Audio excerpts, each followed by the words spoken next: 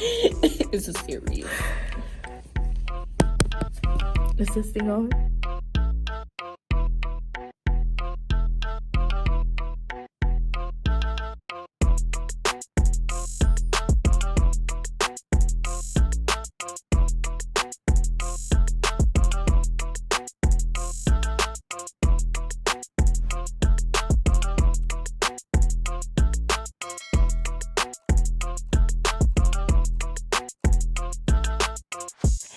Dum dum dum dum dum dum dum dum dum.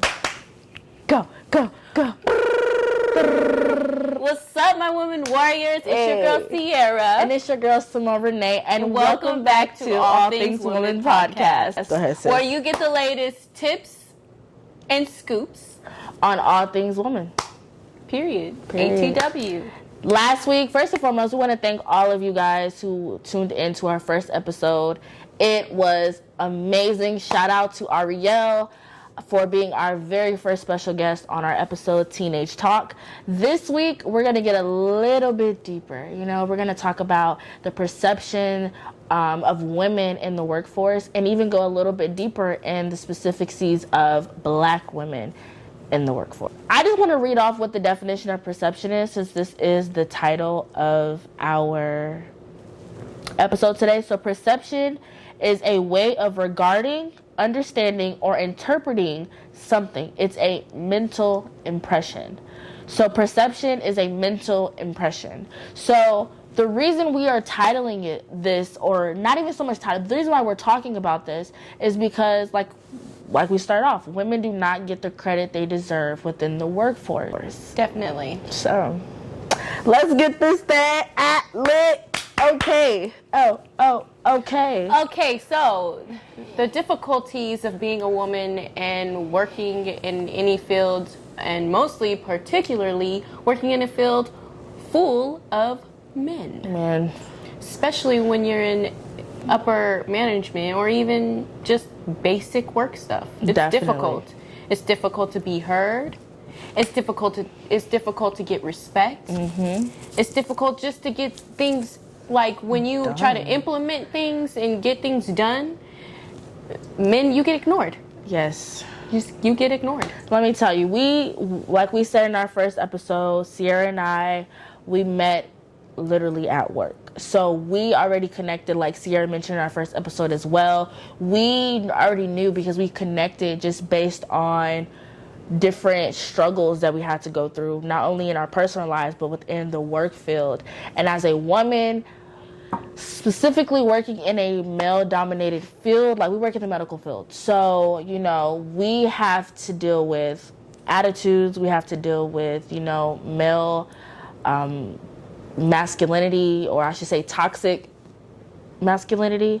We have to deal with sexism, major on sexism. So, you know, Sierra, tell us how that makes you feel. Tell us a little bit about your experiences in dealing with just working in a male-dominated field. Let me take a deep breath on this one. Right, let's woosah.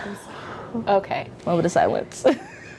Because working in a field where it's predominantly men, it's difficult for you to be heard. So if you're simply just having a conversation as to things that you're going to be implementing or actions that you are wanting, the actions that you would like to be done, the difficult part is when you say something and they look at you like they don't understand you, and then you have somebody right next to you in the next breath say exactly what you just said, and they're like, yeah, man, that's a great idea. And you're looking like, I just said that. Yes. Or you're like, you know what, I want this to be done. And then they don't listen to you, and you say something on purpose just to be proactive.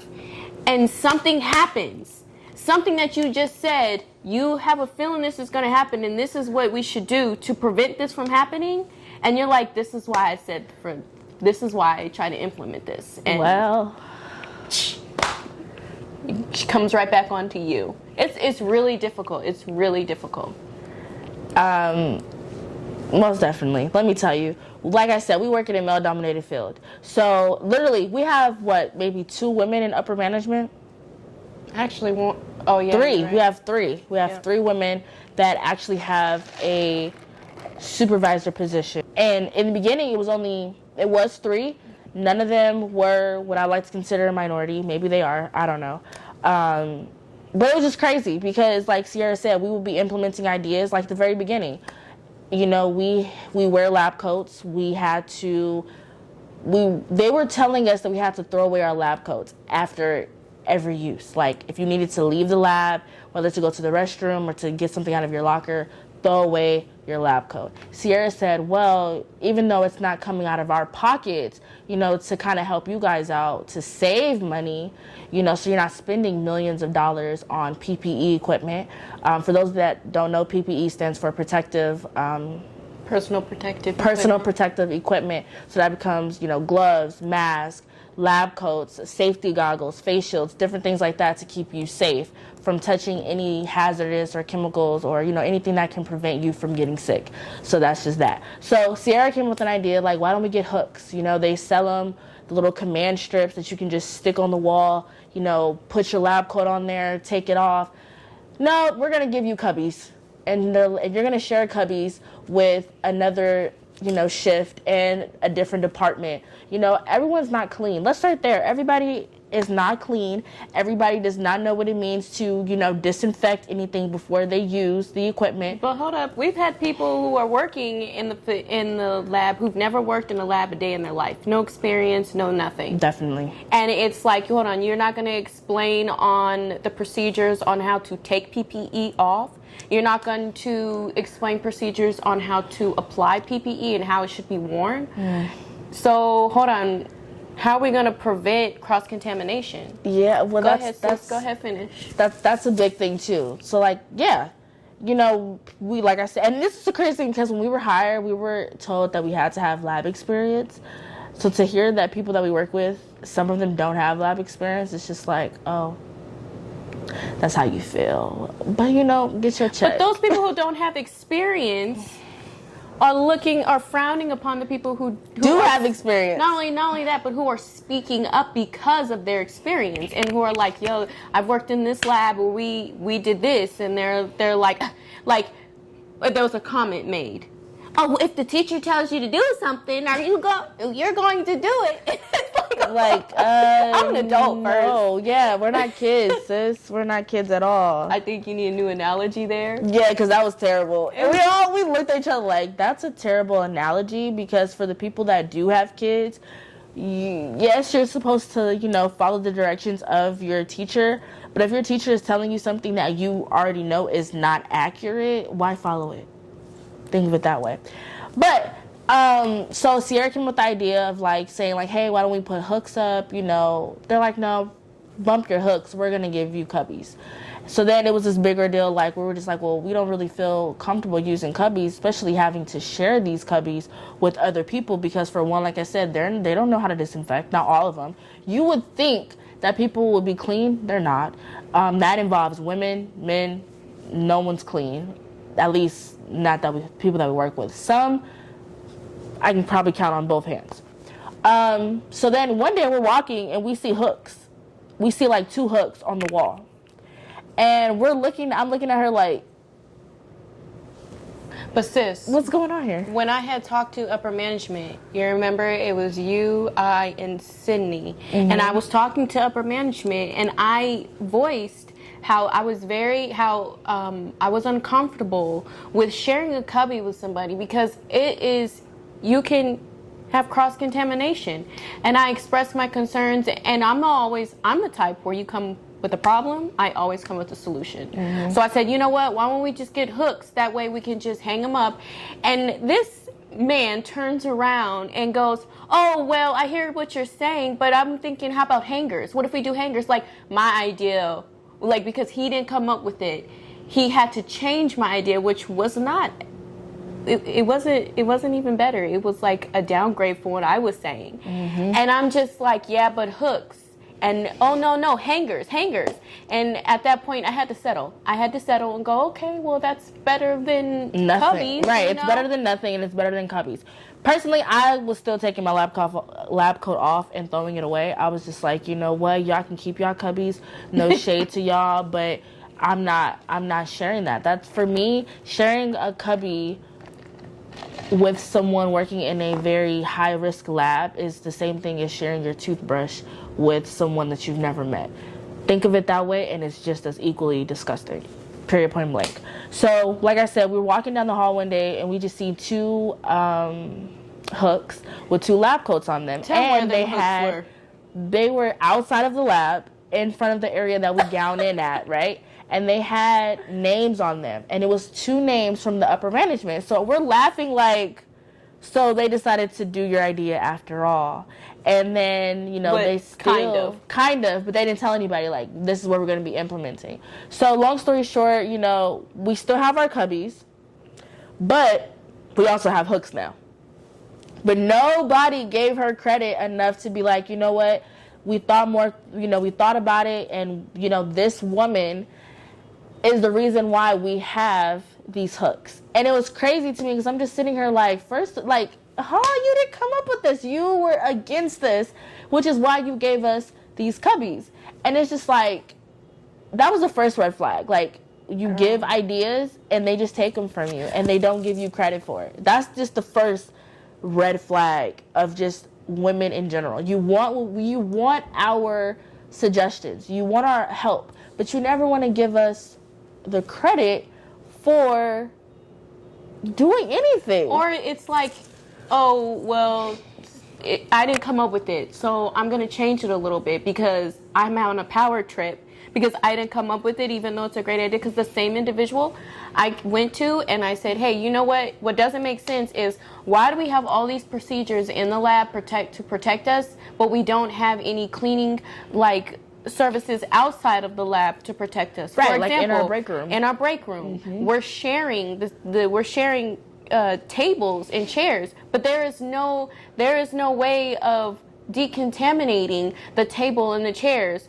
when there are different people switching out from break times. Mm-hmm. And so I suggested, hey, how about we implement, spray bottles with ethanol and paper towels. We put them on the table, so when we do come to the table, we can just clean it off ourselves. Mm-hmm. And instead, this individual said, oh, I'll just talk to, the cleaning service and tell them to just come in and clean. I said, but that doesn't make sense because they have so much other things to do. You're going to expect them to come in and clean the table after every use when it makes more sense and it's way more convenient for us to do it, to just do it ourselves. And so then walking away 2 days later, what I said, it's right there on the cafeteria table. So It's just like, at least it got done.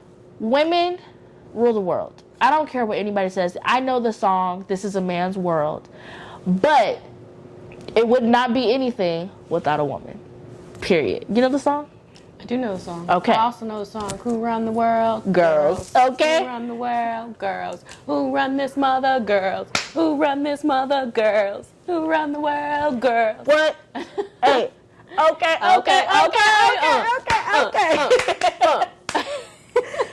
But women, we're it. Okay, we're lit. We're fine. We're gorgeous. We do it all. Okay. Right.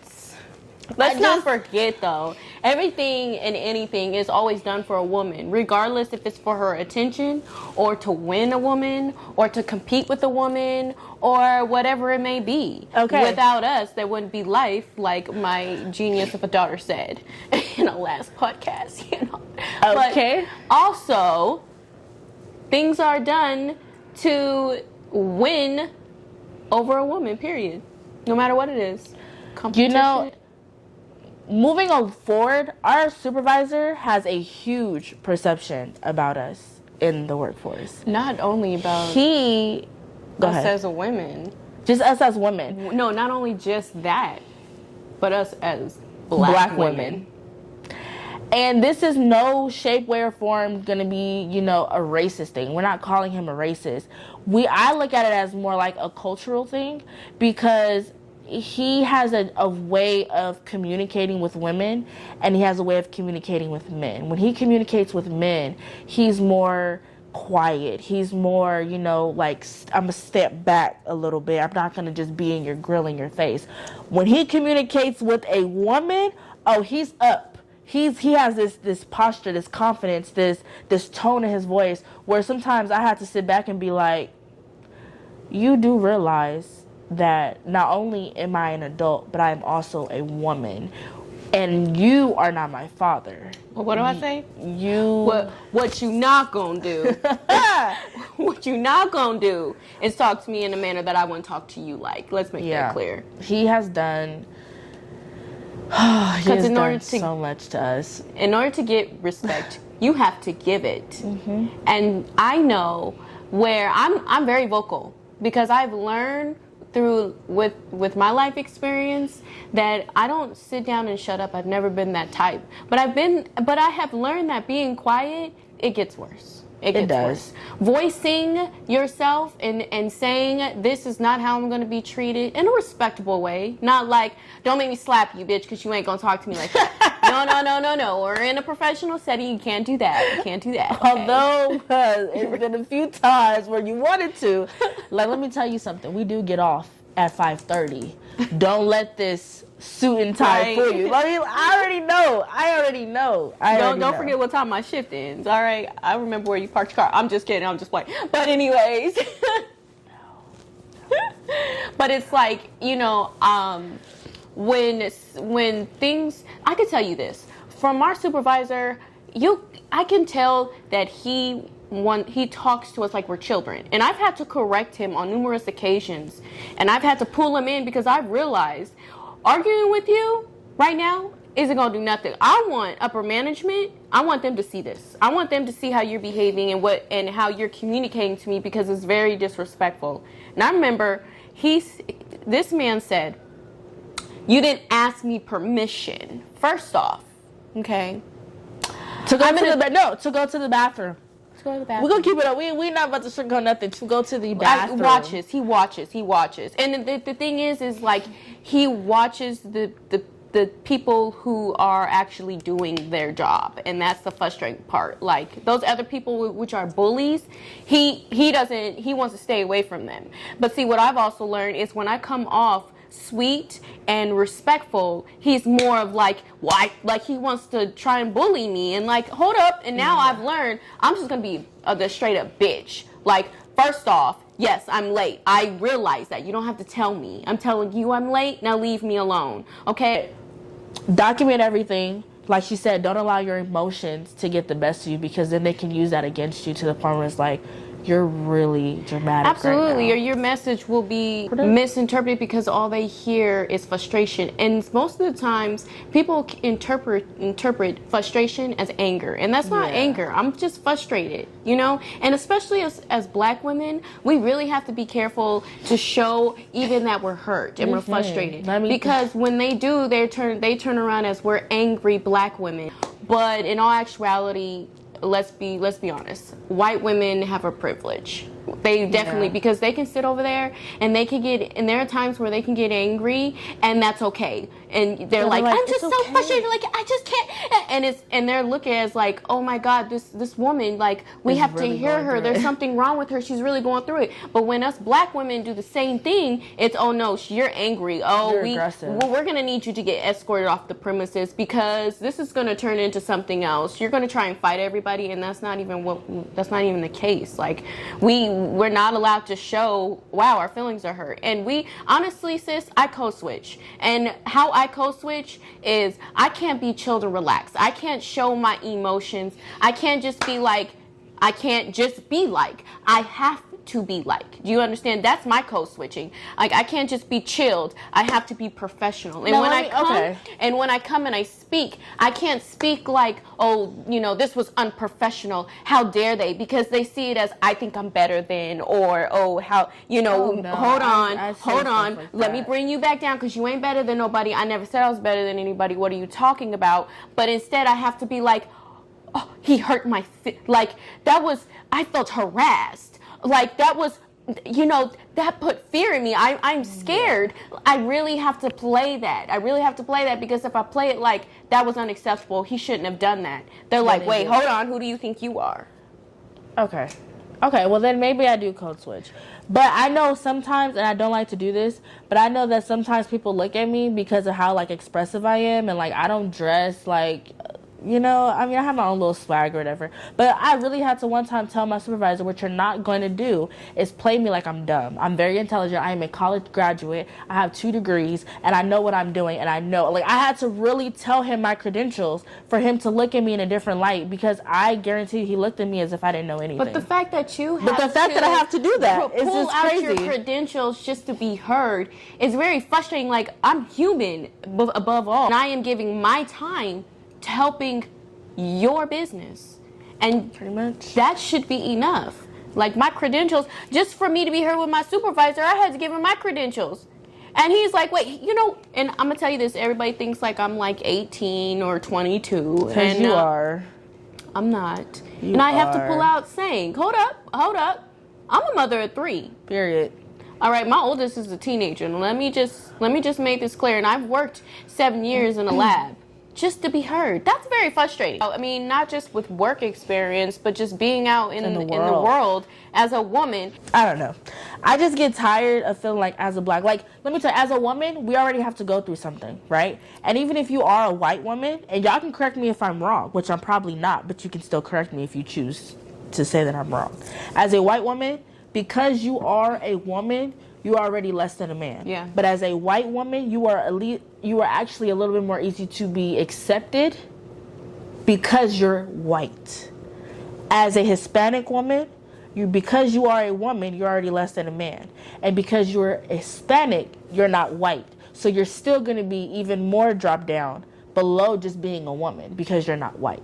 You have more of a chance as a white woman than you do as an Hispanic woman. And as a black woman, okay, let me be clear, you're the bottom of the bottom, which makes it even worse because black women get paid less than their counterparts, which is a male. We all know that male usually get paid more. However, in some instances, you know, nowadays the women are making more in the household, which is nothing wrong with that. You know what I'm saying? Do you, sis? But at the same time, that's why they say don't discuss your pay with anybody. And I was educated by someone that we used to work with by the name of Chidera, who is an amazing writer. Shout out to you, Chi.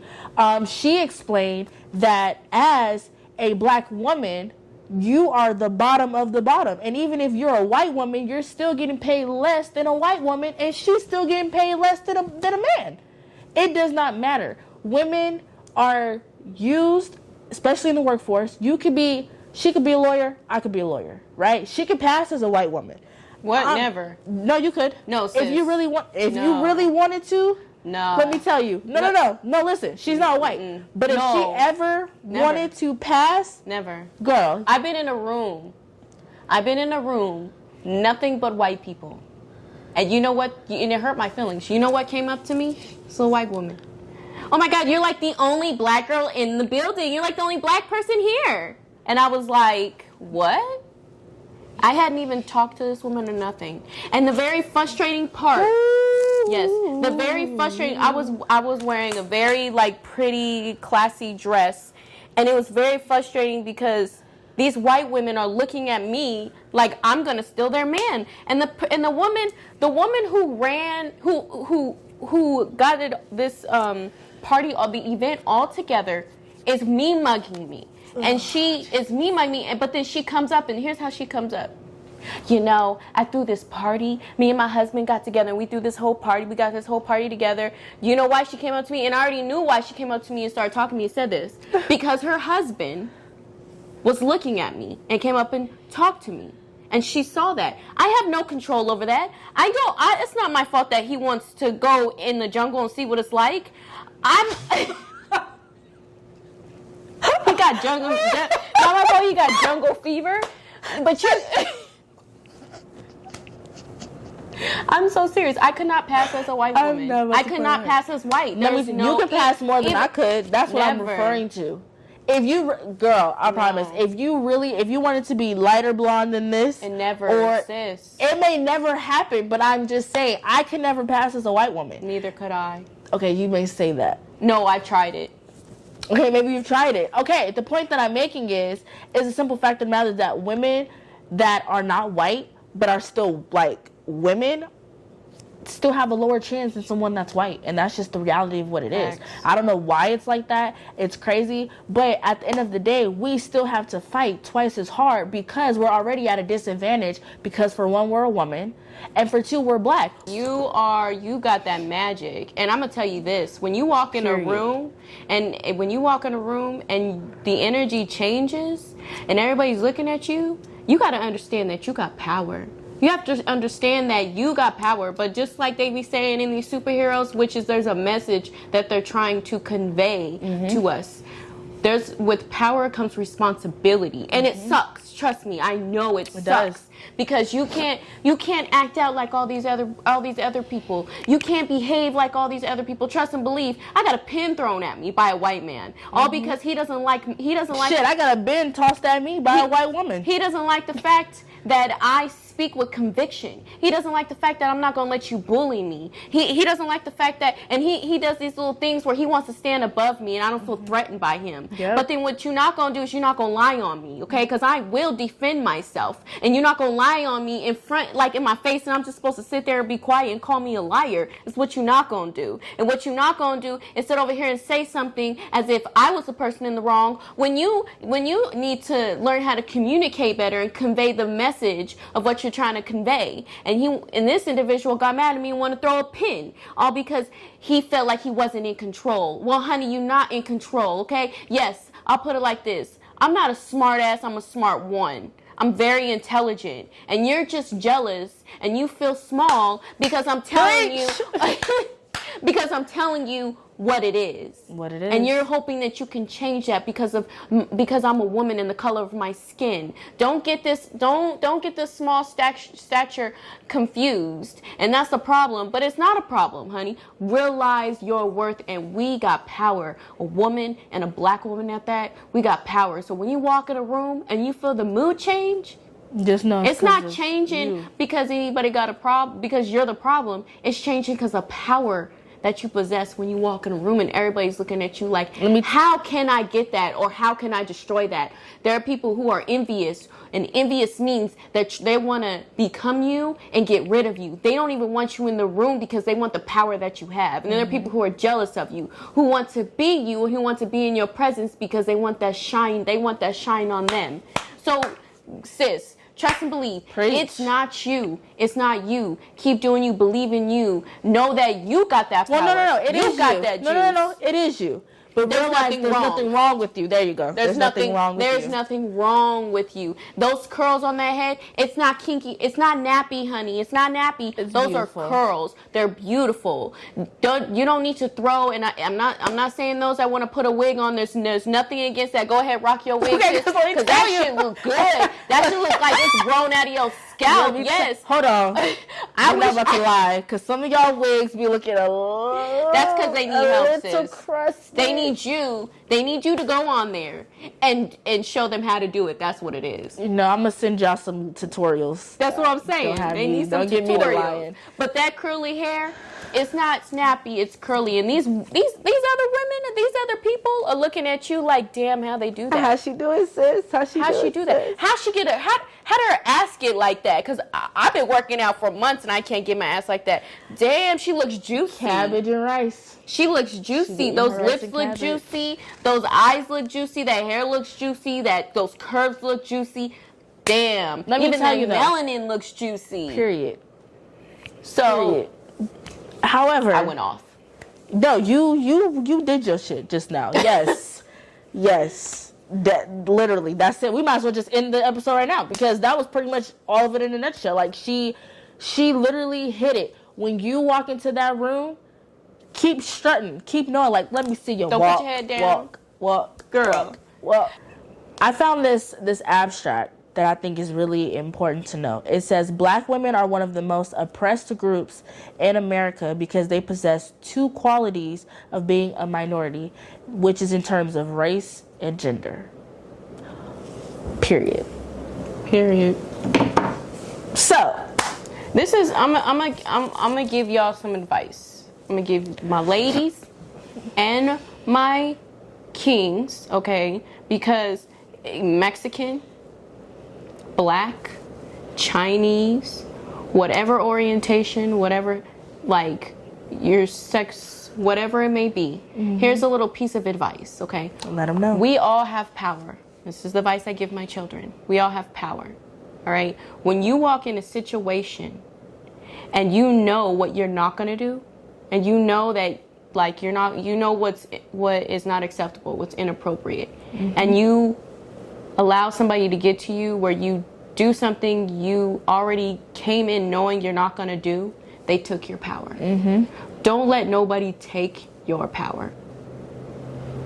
Don't let nobody get a reaction out of you that you know what the outcome's going to be. I have a question for our viewers. What do you determine power? What would you consider to be power when you say don't allow this individual to take your power? I mean, like, we're not talking about electricity now. I know. I mean, your energy, a reaction. Like, if you know that you're going to come in a happy mood, today you're going to have a happy day.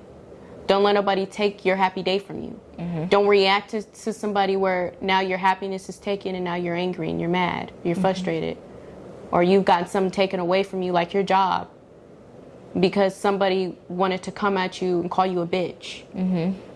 And you went off. Which I'm not saying that they don't deserve for you to go off.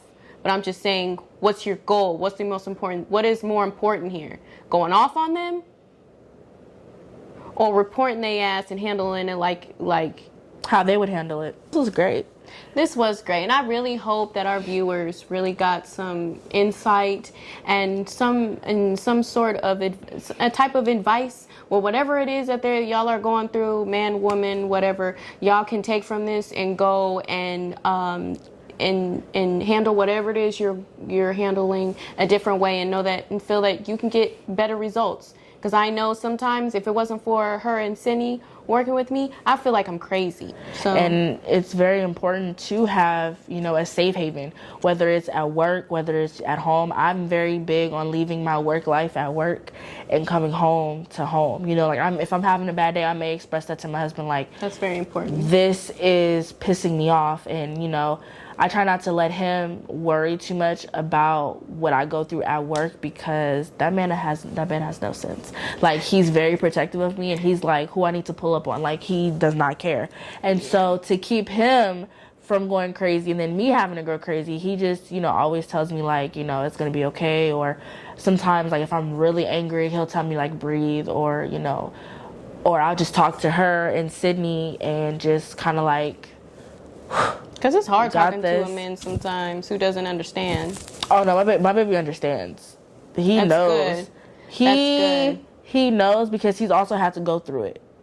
So that's why he understands. Yeah. And it's with men. Let me tell you, keep your lives separate. Definitely. Keep your friendships out of your relationships. Definitely. Keep your relationships out of your friendships. Keep Definitely. Your work field out of your home. Keep your home away from work. It's very important to have a safe haven, because when you have a safe haven, you're able to know you're not crazy. Absolutely. It's very important to understand what you're going through. What you saw is what it was. Yep. And what you experienced is what you experienced. And don't let anybody take your truth away from you. Yeah. And that's the importance of, now I see why it's good to make friends sometimes within the workforce, because they're able to see what you see. Absolutely. They're able to hear the things that you probably thought, you're crazy. Did I really hear that? Did he really say that to me? No, girl. Let me tell you. We heard that. Then I stand with my women. Let me tell you, I stand with my women. If anything has ever happened to you within your workforce, don't be afraid to report that shit. Do not be afraid to let, even my men too, because y'all go through harassment as well with these women. And don't let, them women be trying to play the victim, because there are some shady, shiesty females. And Absolutely. I stand with my men as well. Yeah. At the same time, do not be afraid to report that stuff. Don't be afraid to, document everything. Even if you feel like you're going crazy, maybe you didn't get a chance to meet a friend or have a safe haven, or maybe you are your safe haven. Do not be afraid to document everything. I screenshot emails. Yeah. I forward emails that I've sent to upper management to myself. I document everything. Why you document everything? So that you can always have your documentation stating that what you're saying is not in your mind. It's not, anything. Like, anything that you're saying is not wrong, period. So, document everything. Have a safe haven. Respect yourself. Be aware that you hold the power, right, sis? You hold the power. Yeah. And just don't care about those mental interpretations that these people have of you. Because at the end of the day, this whole world has a perception of you. You have a perception of you. Just don't be afraid to speak up. People are afraid to speak up because they think that they're going to get fired. You may not. You never know. So always have your proof. We're going to end it there. That is it for episode 2. We hope you guys got something from this. We love you guys. Well, y'all, so we thank you so much for tuning in. And, this has been a great experience. Our first episode, we ended off with prayer. This time, we're going to end off with some affirmations. And I think that this would be really, really important for you guys to also do as well.